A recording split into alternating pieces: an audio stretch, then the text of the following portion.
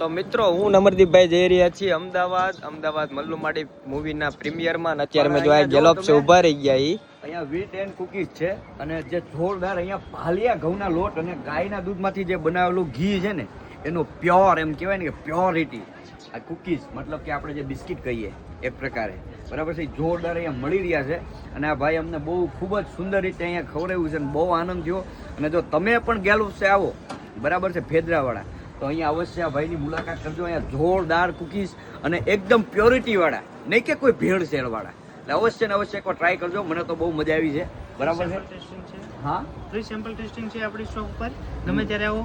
અચૂક અને